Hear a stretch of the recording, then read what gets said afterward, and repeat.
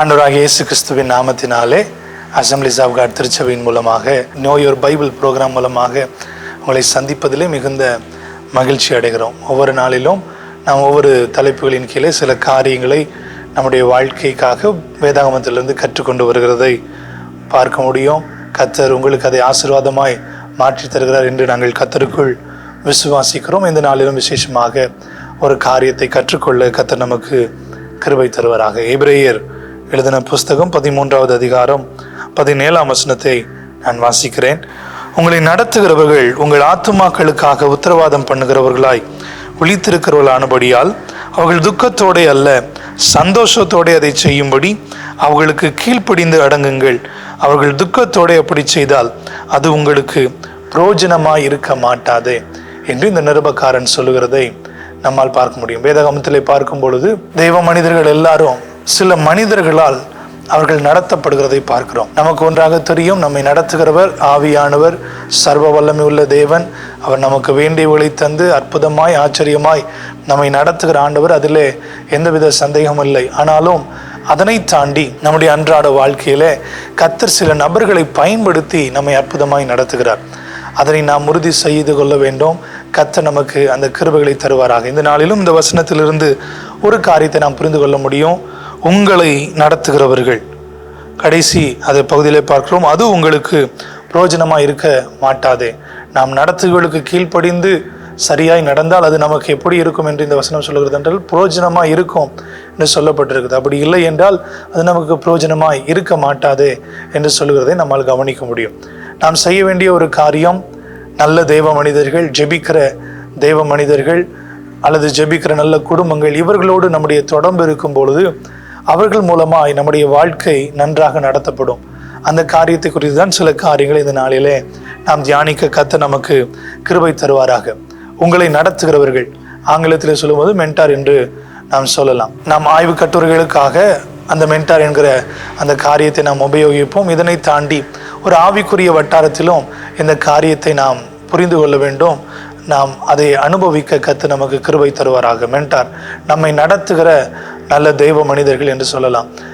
A.W. டவுசர் என்கிற ஒரு தெய்வ மனிதன் இப்படியாக சொல்கிறார், ஆடுகள் மெய்ப்பனோடு இருக்கும் வரைக்கும் அந்த ஆடுகளுக்கு மற்ற விலங்குகளினாலே எந்தவித தீங்குகளும் சேதங்களும் வருவதில்லை. ஆனால் எப்பொழுது மெய்ப்பன் இல்லாமல் ஆடுகள் இருக்கிறதோ அப்பொழுதுதான் காட்டு மிருகங்கள் வந்து அந்த ஆடுகளை பட்சிக்கிறதை பார்க்கிறோம். ஆகவே எப்பொழுதும் ஆடுகள் மெய்ப்பனோட இருக்க வேண்டும் என்று சொல்லி அவர் சொல்லுகிறதை நாம் கவனிக்க முடியும். இந்த இடத்துல கவனிக்க வேண்டிய ஒன்று, நமக்கு ஆண்டவர் சில நபர்களை நம்மை சுற்றி வைத்திருக்கிறார். அவர்கள் மூலமாய் நாம் கற்பிக்கப்பட்டு போதிக்கப்பட்டு நாம் சரியான பாதையில நடக்க கர்த்தர் நமக்கு என்ன பண்ணுகிறார்?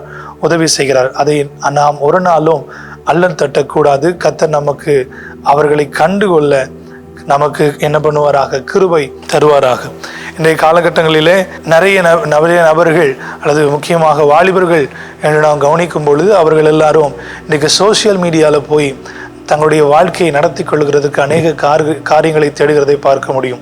நான் ஒரு காரியம் வாங்கினாலும் சரி, அடுத்த டெசிஷன் எடுக்கனாலும் சரி, என்ன படிக்கணும், இது எல்லா காரியங்களையும் போய் சோஷியல் மீடியாவில் அவர்கள் தேடுகிறதை பார்க்குறோம். இன்றைக்கி நிறைய நேரத்தில் அவங்க இந்த ஜெனரேஷனுக்கு சோசியல் மீடியா தான் என்ன பண்ணுதுன்னா ஒரு மென்டார் போல இருந்து செயல்படுகிறதை பார்க்குறோம்.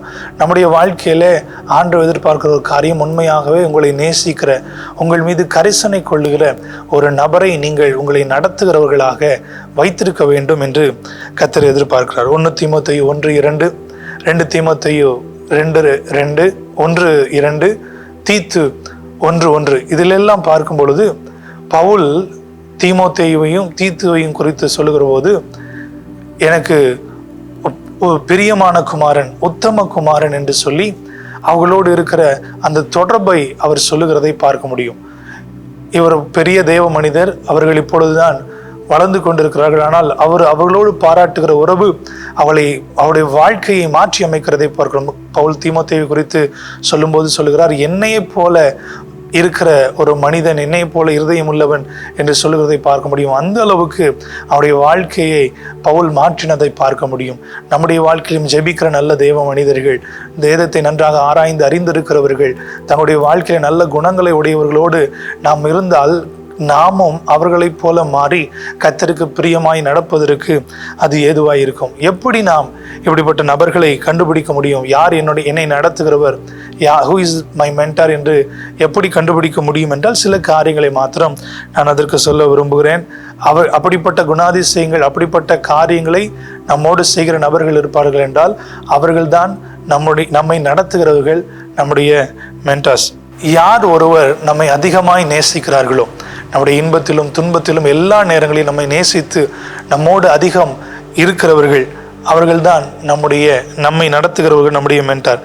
இன்னொரு காரியங்கள், நாம் பலவீனப்பட்டு நாம் சோர்ந்து போய் நாம் கீழே விழுகிற சில காரியங்களிலே யார் ஒருவர் ஏற்கனவே அதில் ஊடாய் சென்று அதிலே அவர்கள் தேர்ச்சி அடைந்து வெற்றி பெற்றிருக்கிறார்களோ அவர்கள் நம்மை நடத்துகிறவர்கள்.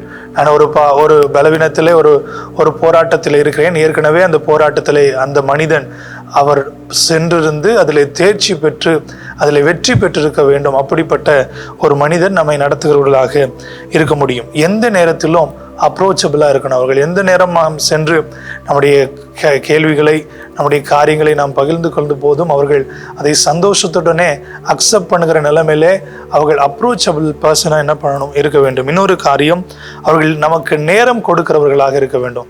நம்ம நிறைய நேரங்களில் நம்முடைய கவலைகள், பாரங்கள், கேள்விக்குறிகள் இவர்கள் எல்லாவற்றையும் பகிரும் பொழுது நம்முடைய காரியத்தை அல்லல் தட்டாமல் நமக்காக அவங்க குவாலிட்டியான டைம் ஸ்பெண்ட் பண்ணி நம்முடைய காரியங்கள் எல்லாம் பொறுமையாய் உட்கார்ந்து கவனிக்கிற நபர்களாக இருக்க வேண்டும். இவர்கள் நம்மை நடத்துகிறவர்கள் அல்லது நம்முடைய மென்டார் என்று நாம் கொள்ளலாம். அதே போல நம்மை மதிக்கிற நபர்களாக இருக்க வேண்டும். நிறைய பேர் நமக்கு அட்வைஸ் பண்ணுவாங்க, ஆனால் நம்மளை ரெஸ்பெக்ட் பண்ண மாட்டாங்க. ஆனால் இந்த மென்டார்ஸ், கர்த்தர் எதிர்பார்க்கிற மென்டார், கர்த்தர் நம்முடைய வாழ்க்கையில் வைத்திருக்கிற மென்டார் நம்மை எப்பொழுதும் அவர்கள் கனம் பண்ணுவார்கள்.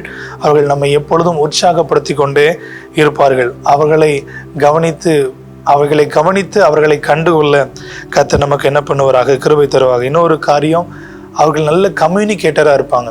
ஒரு காரியத்தை நம்ம கேட்குறோன்னா அந்த காரியத்திற்குரிய பதிலை சரியாக தெளிவாக நமக்கு புரியும் விதத்தில் நமக்கு விளக்குகிறவர்களாக இருப்பாங்க. நம்ம ஒன்று கேட்டு அவர்கள் வித்தியாசமாக ஏதோ ஒரு காரியங்களை சொல்லி நம்ம இருக்கிறதுலேருந்து இன்னும் குழப்புகிற நபர்களாக இல்லாமல் தெளிவாக அவங்க கம்யூனிகேட் பண்ணுகிறவர்களாக இருப்பாங்க. அவர்கள் தான் நம்மை நடத்துகிறவர்கள். இன்னொரு காரியம், கடைசியாக, எப்பொழுதுமே ஜெனியூன் ஃபீட்பேக் நம்மளை குறித்து அவர்கள் கொடுப்பவர்களாக இருப்பார்கள். தவறோ சரியோ, நேருக்கு நேராய் நீ செய்த தவறு, நீ செய்தது சரி, நீ இப்படி செய்திருக்க வேண்டும், செய்தது சூப்பராக இருந்தது, இன்னும் என்ன பண்ண, நல்லா செய்யன்னு சொல்லி நம்முடைய காரியங்களை குறித்து நேரடியாய் நம்மோடு பேசுகிறவர்களாக இவர்கள் என்ன பண்ணணும், இருக்கணும். இதை தான் ஆண்டவர் என்ன சொல்லுகிறார், உங்களை நடத்துகிறவர்கள் இருப்பார்கள் என்று கர்த்தர் சொல்லுகிறதை பார்க்கணும். இப்படிப்பட்ட நபர்கள் இருந்தால் அவர்கள் தான் நம்மை நடத்துகிறவர்கள். இது வரைக்கும் அப்படிப்பட்ட நபர்கள் நாம் யாரும் வைத்திருக்கவில்லை என்றால் இந்த நாளிலே கர்த்தரிடத்தில் ஜெபித்து அப்படிப்பட்ட நபர்களை நாம் ஏற்றுக்கொள்ளும் போது கர்த்தர் நம்முடைய வாழ்க்கையில அற்புதமான காரியங்களை செய்ய முடியும். பவுலை பார்க்கிறோம்.